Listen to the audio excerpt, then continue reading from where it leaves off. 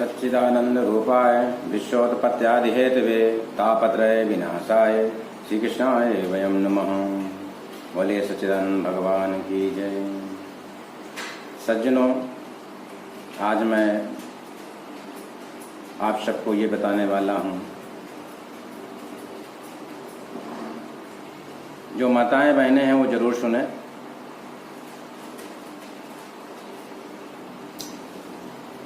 कि स्त्री का धर्म क्या है। स्त्री का जीवन खुद एक तपस्या का जीवन है, वो भी गृहस्थ जीवन। लेकिन औरत को कभी भी स्वतंत्र रूप से रहने का विधान नहीं बताया गया है। औरत के लिए बचपन में माता पिता के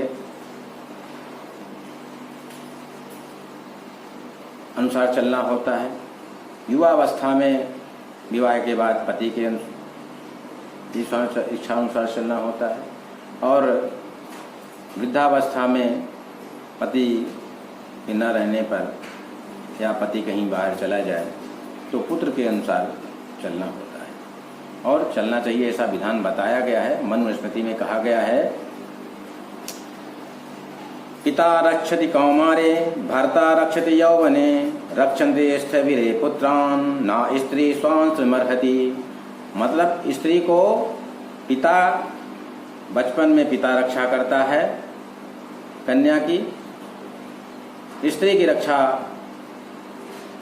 पति करता है युवावस्था में, और वृद्धावस्था में माँ की रक्षा पुत्र करता है। और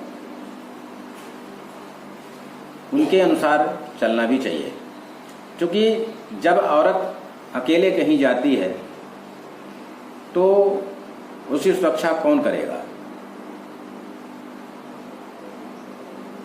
हम आज की बात नहीं करते, आजकल तो बहुत सारी चीज़ें, बहुत सारे नियम बदल गए हैं, बहुत लोग, सब लोग स्वतंत्र हो गए, ना कोई किसी की बात मान रहा है,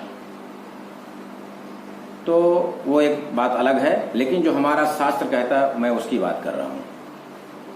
वैवाहिको विधि स्त्रीणाम संस्कारो वैदिकः स्मृतः पति सेवा गुरो वासो गृहार्थो अग्नि परिक्रिया।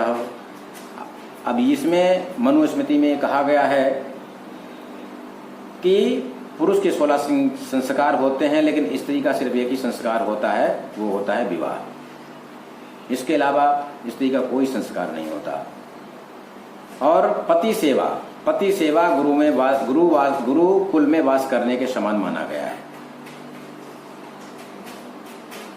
जैसे गुरुकुल में बच्चे जाकर के गुरु की सेवा करते हैं, गुरुकुल में रहते हैं, वैसे ही विवाह के बाद पति के साथ रहना, गृहस्थ आश्रम में रहना, वो गुरुवास के समान माना गया है। और पति की सेवा गुरु सेवा के समान मानी गई है।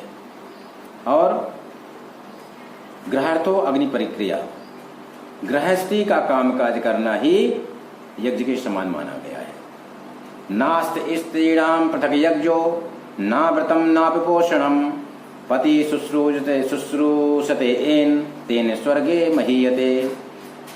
स्त्री के लिए अलग से कोई यज्ञ करने का विधान नहीं बताया गया है, ना ही कोई व्रत करने का विधान है।